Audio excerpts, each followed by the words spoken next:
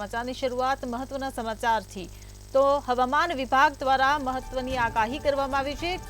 ગુજરાતમાં ચોમાસાને લઈને હવામાન નિષ્ણાત અંબાલાલ પટેલે મોટી આગાહી કરી છે। 4 જૂન સુધીમાં રાજ્યના મોટાભાગના વિસ્તારોમાં વરસાદ પડી શકે છે। અમદાવાદ, મધ્ય ગુજરાત, ઉત્તર સૌરાષ્ટ્ર, બનાસકાંઠામાં વરસાદની સંભાવના।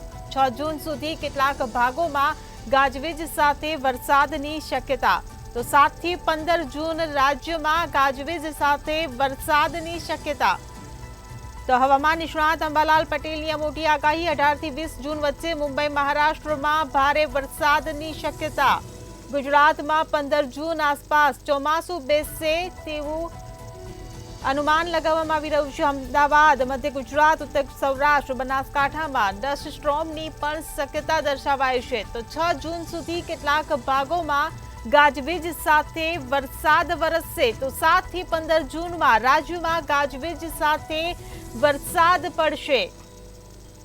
તો હવામાનને લઈને આ મોટા સમાચાર। ગુજરાતમાં ચોમાસાને લઈ અંબાલાલ પટેલની આ મોટી આગાહી।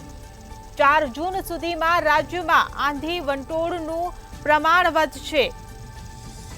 તો અમદાવાદ, મધ્ય ગુજરાત, બનાસકાંઠામાં પણ ડસ્ટ સ્ટોર્મની શક્યતા દર્શાવવામાં આવી રહી છે। 6 જૂન સુધી કેટલાક ભાગોમાં ગાજવીજ સાથે વરસાદ વરસશે।